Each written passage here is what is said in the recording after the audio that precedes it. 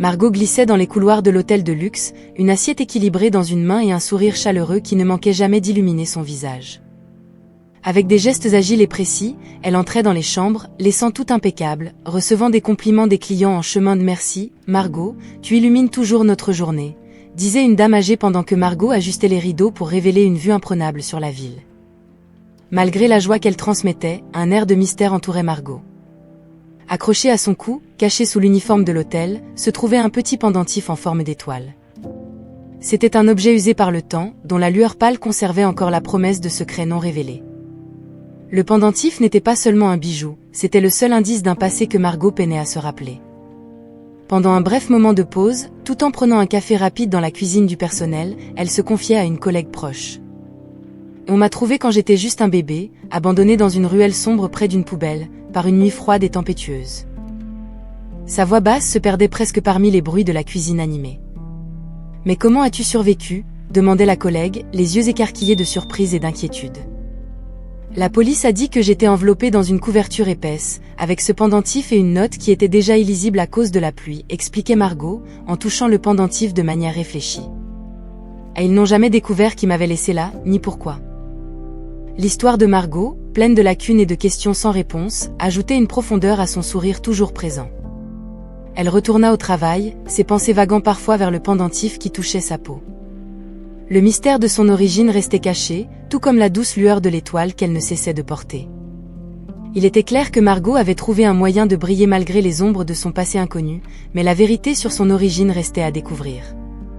En attendant, elle continuait d'être la femme de chambre mystérieuse qui, avec sa touche magique et son sourire chaleureux, rendait l'hôtel plus lumineux pour tous ceux qui croisaient son chemin. Le soleil venait à peine de se lever sur la ville, mais le luxueux hôtel était déjà en pleine activité. Le doux bruit des pas sur la moquette et le son des portes qui s'ouvraient et se fermaient formaient la mélodie matinale de l'endroit. Au centre de tout cela, Arnaud Moreau, le directeur de l'hôtel, faisait sa ronde habituelle. Avec une posture élégante et un sourire facile, Arnaud saluait chaque membre de l'équipe par son nom, demandant des nouvelles de leur famille ou simplement comment ils allaient. Son style de leadership était marqué par l'empathie et un véritable intérêt pour le bien-être de son équipe. En revanche, Georges Martin, le manager, était déjà dans son bureau, feuilletant des rapports et répondant aux emails avec une efficacité mécanique. Son visage trahissait rarement une émotion, sauf une expression occasionnelle d'impatience lorsque les choses ne se passaient pas comme prévu. Georges était connu pour son exigence de perfection et sa tolérance zéro pour les erreurs, ce qui créait parfois une ambiance de tension entre les employés. La dynamique à l'hôtel reflétait cette dualité d'approche. Tandis qu'Arnaud se préoccupait de maintenir un environnement accueillant et positif, Georges se concentrait sur les résultats et l'efficacité opérationnelle. Cette différence de méthode débouchait souvent sur des discussions entre les deux, surtout lors des réunions d'équipe où les décisions devaient être prises avec le consensus de chacun. Ce jour-là, l'une de ces réunions était prévue pour discuter de la prochaine saison d'événements à l'hôtel. Arnaud proposait quelques innovations pour améliorer l'expérience des clients, comme de nouveaux services personnalisés. Georges, quant à lui, était plus préoccupé par les coûts et la logistique. « Nous devons nous assurer que toute nouvelle offre soit viable et ne compromette pas notre fonctionnement quotidien », argumentait-il, le regard fixé sur les documents devant lui. Pendant ce temps, Margot et les autres employés poursuivaient leurs tâches, conscients de la tension croissante entre la direction. L'équipe de nettoyage, dirigée par Margot elle-même, s'efforçait de maintenir les normes élevées exigées par Georges, tout en essayant encore d'absorber la chaleur humaine que Arnaud apportait à l'ambiance de travail. La routine quotidienne à l'hôtel oscillait entre ces extrêmes de chaleur humaine et d'efficacité froide, créant un équilibre précaire. Les employés, quant à eux, se sentaient partagés entre la loyauté envers Arnaud, qui les traitait comme une famille, et la pression pour répondre aux attentes rigoureuses de Georges. Cette situation préparait le terrain pour des conflits futurs, où l'harmonie de l'hôtel serait mise à l'épreuve par les tempéraments contrastés de ses dirigeants. La matinée à l'hôtel suivait son cours agité, et Margot était au milieu de ses tâches quotidiennes lorsque la tension dans l'air commença à s'intensifier. C'était un jour particulièrement important pour la direction, car une grande réunion d'affaires était prévue en fin de matinée, réunissant des investisseurs potentiels et la direction de l'hôtel. Georges Martin, le directeur, était visiblement sous pression, marchant rapidement et donnant des instructions brèves et directes à ses subordonnés. Margot, consciente de l'importance du jour, redoublait d'efforts pour s'assurer que tout soit parfait. Elle ajustait les rideaux dans les couloirs, polissait les miroirs et vérifiait que les fleurs dans les vases étaient fraîches et bien présentées. Tout devait être impeccable pour impressionner les visiteurs et garantir le bon déroulement de la réunion. Cependant, malgré ses meilleurs efforts pour rester discrète et efficace, une rencontre inattendue se produisit. Alors qu'elle sortait d'une des chambres après avoir vérifié que tout était en ordre, Margot se retrouva soudainement sur le chemin de Georges, qui avançait vers elle avec une pile de documents et la tête baissée, concentrée sur son téléphone. Le choc était inévitable. Margot, essayant de s'écarter au dernier moment, finit par heurter Georges, faisant voler les documents qu'il tenait en l'air. Des pages s'éparpillèrent dans le couloir, et le choc fit tomber le téléphone de Georges par terre avec un bruit sourd. Pendant un instant, tout sembla figé. Margot, horrifiée par l'accident, se précipita pour aider à ramasser les documents et le téléphone endommagé. « Je suis désolée, monsieur Martin, je ne vous ai vraiment pas vu arriver » murmura-t-elle, essayant de contrôler l'anxiété dans sa voix. Georges, cependant, se remit rapidement du choc initial, et le visage rouge de frustration, réprimanda Margot devant les autres employés qui commençaient à se rassembler dans le couloir.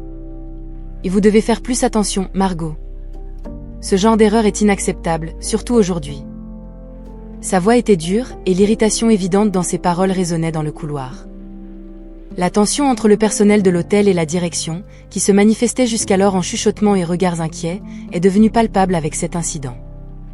Les autres employés échangeaient des regards solidaires envers Margot, tandis qu'elle, encore à genoux par terre pour ramasser les papiers, sentait le poids du regard critique de Georges. Cette rencontre fortuite mettait en lumière non seulement les différences de caractère entre Margot et Georges, mais préparait également le terrain pour un incident encore plus critique, où les véritables couleurs de chacun seraient révélées sous la pression d'un environnement de plus en plus tendu. La journée était particulièrement agitée à l'hôtel, avec l'équipe travaillant diligemment pour répondre aux attentes élevées d'une visite imminente d'investisseurs. Margot, déjà secouée par la rencontre précédente avec Georges, essayait de compenser en redoublant d'efforts pour maintenir tout en ordre impeccable. Dans un moment de précipitation, portant une pile de serviettes propres pour les chambres des étages supérieurs, son chemin croisa à nouveau celui de Georges. Georges, encore contrarié et tenant des documents importants dans les mains, marchait rapidement dans le couloir, relisant les papiers pour la prochaine réunion. Concentré, il n'a pas remarqué Margot s'approchant. La rencontre était inévitable, en tournant au coin d'un couloir étroit, Margot est violemment heurtée contre lui, le faisant perdre l'équilibre. Les documents se sont envolés dans les airs, et Georges est tombé maladroitement par terre, répandant des papiers dans tout le couloir. La chute de Georges a attiré l'attention de plusieurs membres de l'équipe et des clients passant par là. Alors que Margot abandonnait rapidement les serviettes et se baissait pour l'aider à se relever et ramasser les papiers, Georges se remettait de sa chute. Il s'est levé furieux, la colère pulsant dans chaque mot alors qu'il s'adressait à Margot. C'est le comble de l'incompétence. Vous êtes toujours sur mon chemin.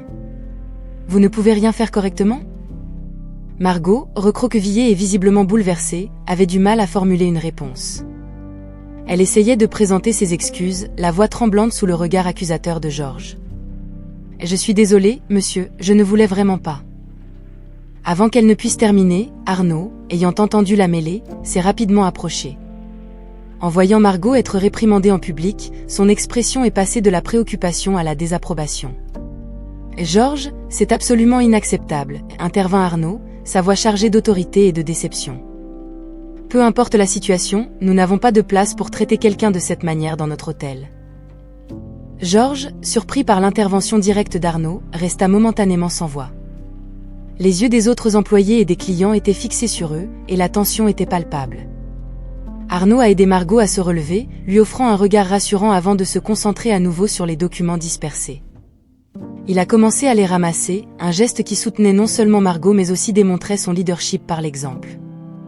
Nous en discuterons plus tard, dans mon bureau, dit Arnaud à Georges, sur un ton indiquant que cette conversation était loin d'être terminée.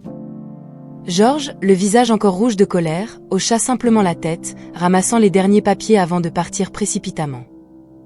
Margot, toujours bouleversée mais reconnaissante du soutien d'Arnaud, murmura un « merci », presque inaudible avant de reprendre ses tâches, réfléchissant à l'incident qui venait de se produire. Cet épisode non seulement exacerbait la tension existante, mais mettait également en lumière la différence fondamentale entre l'approche humaine d'Arnaud et la gestion rigide et parfois cruelle de Georges, préparant ainsi le terrain pour de futures répercussions au sein de l'équipe de l'hôtel. Après l'incident tumultueux dans le couloir, Arnaud invita Margot à s'asseoir dans l'une des salles de repos du personnel, loin des regards curieux des clients et de l'équipe.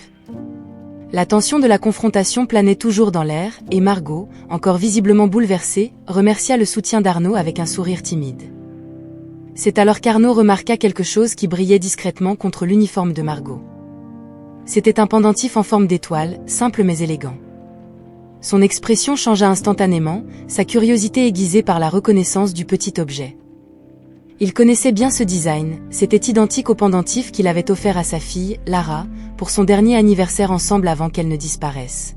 « Margot, commença Arnaud, sa voix douce mais ferme, ce pendentif que vous portez, puis-je vous demander d'où il vient ?» Margot toucha le pendentif, une expression pensée traversant son visage. « Il a été trouvé avec moi quand j'ai été retrouvée, abandonné dans une ruelle. Je n'ai jamais su d'où il venait vraiment, juste qu'il a toujours été avec moi depuis lors. » Les mots de Margot résonnaient aux oreilles d'Arnaud comme un tonnerre silencieux. La possibilité d'un lien entre la femme de chambre qu'il estimait tant et sa fille disparue l'a frappé avec une force inattendue. Il a décidé à ce moment-là qu'il devait en savoir plus, non seulement pour satisfaire sa propre curiosité, mais peut-être pour résoudre le mystère qui avait hanté sa famille pendant des années. Dans les jours qui ont suivi, Arnaud a discrètement enquêté sur le passé de Margot. Il a parlé à l'orphelinat où elle avait été élevée, cherchant tout document ou témoignage qui pourrait fournir plus de pistes sur ses origines. Chaque morceau d'information était un lien potentiel dans le puzzle qui se formait. Parallèlement, Arnaud observait Margot de plus près, remarquant de petits gestes et expressions qui lui rappelaient Lara. C'était une sensation étrange et troublante, l'idée que Margot, quelqu'un qu'il avait connu et soigné dans un contexte complètement différent, puisse être sa fille disparue. Il savait que la probabilité était faible et que les émotions pourraient obscurcir son jugement, mais il ne pouvait pas se défaire de l'idée aussi facilement. Déterminé à éclaircir ses doutes une fois pour toutes, Arnaud a planifié une conversation plus approfondie avec Margot. Il devait partager ses soupçons avec elle et suggérer que peut-être un test ADN pourrait révéler la vérité sur ses origines. L'incertitude était grande, mais Arnaud savait que faire face à cette possibilité était nécessaire, tant pour lui que pour Margot, qui depuis longtemps cherchait des réponses à ses propres questions sur son passé. Le pas qu'Arnaud s'apprêtait à franchir n'était pas seulement une enquête, c'était un geste d'espoir vers une vérité qui pourrait changer leur vie pour toujours. Par un après-midi tranquille, alors que l'hôtel fonctionnait à son rythme habituel, Arnaud invita Margot à une conversation privée dans son bureau. L'atmosphère était calme, avec seulement le doux murmure de la climatisation et les bruits étouffés de la ville au dehors. Il offrit une chaise à Margot, qui accepta, réalisant la gravité du moment. Arnaud entama la conversation avec une hésitation inhabituelle, choisissant ses mots avec précaution. « Margot, il y a quelque chose d'important que je dois partager avec vous, quelque chose de personnel qui pourrait avoir un lien avec votre histoire. » Il fit une pause, s'assurant que Margot était prête à entendre ce qu'il avait à dire. Il lui raconta alors l'histoire de sa fille, Lara, qui avait été enlevée lors d'un braquage il y a de nombreuses années. Elle était dans la voiture avec sa mère, qui s'était arrêtée à un feu rouge. Un voleur est monté dans la voiture et est parti avec, sans savoir que ma fille était à l'arrière. Arnaud expliqua comment la police avait retrouvé la voiture abandonnée quelques heures plus tard, mais de Lara, il n'y avait aucune trace. Lara avait un pendentif identique au vôtre, continua Arnaud, sa voix étouffée par l'émotion. Elle adorait cette petite étoile, je la lui avais offerte pour son 5e anniversaire. Quand elle a disparu, elle le portait toujours avec elle. Margot écoutait attentivement, sentant un nœud se former dans sa gorge. Les similitudes entre l'histoire de la disparition de Lara et sa propre histoire étaient frappantes et troublantes. Elle commença à se questionner encore plus sur l'origine de son pendentif, sur qui elle était vraiment. « Je n'ai jamais su d'où je venais avant cette nuit où j'ai été retrouvée, » dit Margot, sa voix tremblante. « Et ce pendentif est tout ce que j'ai de mon passé.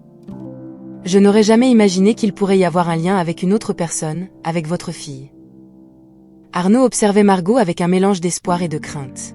« Je sais que c'est une possibilité lointaine, et je ne veux pas vous donner de faux espoirs, dit-il sincèrement. Mais compte tenu de ce que nous savons tous les deux, et des coïncidences entre nos histoires, peut-être devrions-nous faire un test ADN. » Margot hocha la tête, ressentant une vague d'émotions contradictoires. La possibilité de comprendre enfin d'où elle venait, qui elle pourrait être, était à la fois effrayante et excitante. « Oui, j'aimerais savoir, » répondit-elle, sa décision ferme même si son cœur battait vite. Arnaud la remercia pour sa volonté de faire face au passé, quelles que soient les révélations du test. Ils convinrent de tout mettre en œuvre pour réaliser le test ADN dès que possible, conscients tous deux que, indépendamment des résultats, les révélations de ce jour avaient déjà profondément changé leur perception de leur propre vie. Après la conversation révélatrice dans son bureau, Arnaud prit les mesures nécessaires pour que le test ADN soit réalisé. Il contacta un laboratoire de confiance, expliquant la situation délicate et garantissant la discrétion et la rapidité maximale dans le processus. L'importance du test était palpable, et il voulait éviter tout commérage ou spéculation à l'intérieur de l'hôtel. Margot, de son côté, ressentait un mélange d'anxiété et d'attente. Chaque jour qui passait apportait une combinaison d'espoir et de nervosité. Elle se demandait quelles pourraient être les répercussions des résultats possibles. Si cela confirmait un lien avec Arnaud, cela changerait toute sa vie, lui donnant une famille qu'elle n'a jamais su qu'elle avait. D'un autre côté, la possibilité d'une réponse négative l'effrayait aussi, car cela pourrait signifier la fin de sa quête de réponse sur son passé. Le jour de la collecte d'ADN, Arnaud accompagna Margot au laboratoire. L'ambiance clinique du lieu rendait tout plus réel et définitif. Ils fournirent leurs échantillons en silence, échangeant des regards qui exprimaient un soutien mutuel. Après la collecte, Arnaud tenta de rassurer Margot. « Peu importe ce que nous découvrons, je veux que tu saches que je suis là pour toi, » dit-il, posant doucement sa main sur son épaule. Dans les jours qui suivirent, alors qu'ils attendaient les résultats, la dynamique entre Arnaud et Margot à l'hôtel changea subtilement. Il y avait un nouveau lien de compréhension et de soin entre eux. Arnaud cherchait souvent la compagnie de Margot, essayant de l'impliquer davantage dans les activités de l'hôtel, peut-être comme une façon de s'assurer qu'elle se sentait soutenue. Margot, quant à elle, commença à voir Arnaud non seulement comme son patron, mais potentiellement comme quelqu'un de beaucoup plus significatif dans sa vie. Elle passait ses journées à essayer de se concentrer sur le travail, mais ses pensées vagabondaient souvent, imaginant la vie qu'elle aurait pu avoir si les résultats du test ADN confirmaient sa connexion avec Arnaud. L'attente des résultats du test ADN était presque palpable, remplissant ses journées d'un mélange de crainte et d'anxiété. Tous deux savaient que leur vie pourrait changer de manière significative, pour le meilleur ou pour le pire. Et pendant qu'ils attendaient, l'hôtel continuait à être le théâtre de leurs interactions quotidiennes, désormais chargées de la profondeur d'un secret partagé, attendant le moment où la vérité éclaterait enfin.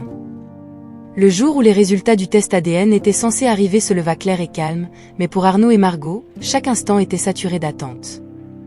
Arnaud avait demandé à recevoir l'appel dans son bureau, un espace qui semblait maintenant être un sanctuaire pour les moments décisifs. Quand le téléphone sonna enfin, le son semblait résonner dans toute la pièce. Arnaud répondit immédiatement, son cœur battant la chamade. Margot était assise en face de lui, se tenant les mains nerveusement. « Eh oui, c'est moi », Arnaud parla dans le téléphone, sa voix tendue. Il écouta attentivement, acquiesçant de temps en temps, son visage une mosaïque d'émotions contenues. Après ce qui semblait être une éternité pour Margot, Arnaud posa enfin le téléphone. Il la regarda, ses yeux un tourbillon de sentiments. « Margot, commença-t-il, sa voix tremblant légèrement, les résultats ont confirmé, tu es ma fille. » Les mots d'Arnaud frappèrent Margot comme une vague qui se brise sur la plage. Elle sentit comme si l'air avait été aspiré de la pièce. Des larmes lui montèrent aux yeux alors qu'elle essayait de digérer la nouvelle. « Papa » dit-elle, le mot se sentant étrange et nouveau sur ses lèvres. Arnaud contourna rapidement le bureau et la tira dans ses bras, tous deux en pleurs, bercés par un mélange de joie, de soulagement et un peu de peur de l'inconnu. « Eh oui, ma chérie, je suis ton père », confirma Arnaud, ses propres larmes se mêlant aux siennes.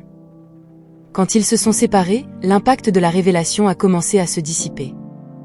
Arnaud a brièvement expliqué les détails scientifiques, mais ces mots étaient juste un murmure lointain pour Margot, qui était encore absorbée par la réalité que sa quête d'identité était terminée.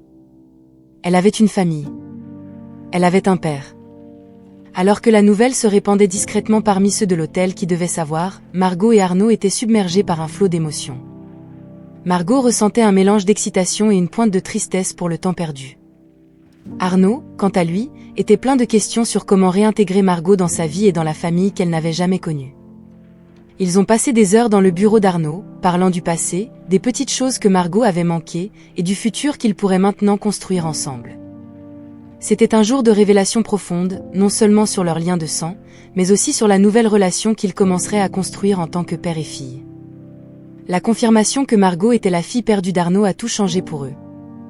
La réalité de leur lien a ouvert de nouvelles possibilités et des chemins qui semblaient auparavant impossibles. Tous deux savaient que le chemin à venir serait rempli de défis, mais maintenant ils affronteraient ces défis ensemble, en tant que famille réunie. L'intégration de Margot dans la famille Moreau a commencé avec un mélange de prudence et d'enthousiasme. Arnaud, souhaitant faire les choses correctement, a organisé un petit dîner chez lui pour présenter Margot aux autres membres de la famille. L'anticipation planait dans l'air, à la fois pour Margot et pour Arnaud, alors qu'il préparait tout pour s'assurer que l'occasion serait agréable et accueillante. Le soir du dîner est arrivé, et Margot ressentait un tourbillon d'émotions. Vêtue élégamment mais simplement, elle se battait pour rester calme à l'idée de rencontrer sa nouvelle famille. Arnaud l'a présentée avec fierté, expliquant l'histoire extraordinaire derrière la découverte de leur relation. La famille, bien qu'initialement surprise, a accueilli Margot avec une curiosité chaleureuse et accueillante. Malgré la réception positive, Margot se sentait sous un microscope, consciente de chaque regard et de chaque mot échangé. Elle voulait se connecter avec ces personnes qui étaient sa famille, mais elle voulait aussi qu'elle la voie comme une personne complète et compétente, pas seulement comme la fille perdue d'Arnaud. De retour au travail à l'hôtel après le dîner, Margot a fait face au nouveau défi de maintenir son identité professionnelle. Bien que rien n'ait officiellement changé dans son statut d'emploi, la nouvelle de sa relation avec Arnaud a rapidement circulé parmi l'équipe. Cela a apporté un nouveau niveau de scrupules et d'attentes, certaines réelles et d'autres imaginées par Margot, qui ressentait la pression de prouver sa valeur au-delà de son lien de parenté avec le directeur. Arnaud, quant à lui, était conscient de la position délicate dans laquelle se trouvait Margot. Il a veillé à maintenir le professionnalisme sur le lieu de travail, en garantissant que Margot ne reçoive pas de traitement spécial devant ses collègues. En même temps, il cherchait des moyens de soutenir sa transition, en lui offrant mentorat et opportunités pour développer ses compétences. Margot a commencé à participer à davantage de projets de leadership et de gestion sous la direction d'Arnaud, ce qui lui a permis de démontrer sa compétence et son dévouement. Elle s'efforçait de concilier la nécessité d'apprendre rapidement avec le désir de contribuer de manière significative à l'hôtel. Au cours des semaines suivantes, alors que Margot travaillait dur pour établir sa réputation en tant que professionnelle compétente, elle consacrait également du temps à renforcer les liens avec la famille Moreau. Les réunions familiales, les déjeuners et les occasions spéciales sont devenues des opportunités non seulement pour socialiser, mais aussi pour mieux comprendre l'héritage familial et le rôle qu'elle jouait désormais. Ainsi, tandis que Margot naviguait dans les complexités de sa nouvelle vie, elle commençait à trouver un équilibre entre être la fille d'Arnaud et une professionnelle respectée en son propre droit. Le voyage ne faisait que commencer, mais Margot était déterminée à relever chaque défi avec la même grâce et force qu'elle avait montrée tout au long de sa vie. Après les événements tumultueux et les révélations bouleversantes, Arnaud a commencé à réfléchir profondément à la culture de l'hôtel et à l'ambiance qu'il voulait promouvoir pour ses employés et ses clients. La découverte que Margot était sa fille et la manière dont Georges avait géré la situation ne quittaient pas son esprit. Il était évident que l'approche rigide et parfois insensible de Georges n'était plus en phase avec les valeurs qu'Arnaud chérissait. Résolu à apporter des changements significatifs, Arnaud convoqua Georges pour une réunion privée dans son bureau. L'atmosphère était tendue lorsque Georges entra, réalisant la gravité du moment. Arnaud l'accueillit avec une posture calme mais ferme, laissant clairement entendre que la conversation serait décisive. « Georges, nous devons parler de l'avenir et de votre place dans la vision de cet hôtel », commença Arnaud, regardant droit dans les yeux du gérant. Votre engagement et votre dévouement envers l'hôtel au fil des ans sont indéniables, mais j'ai également remarqué une tendance dans votre comportement que nous ne pouvons plus ignorer.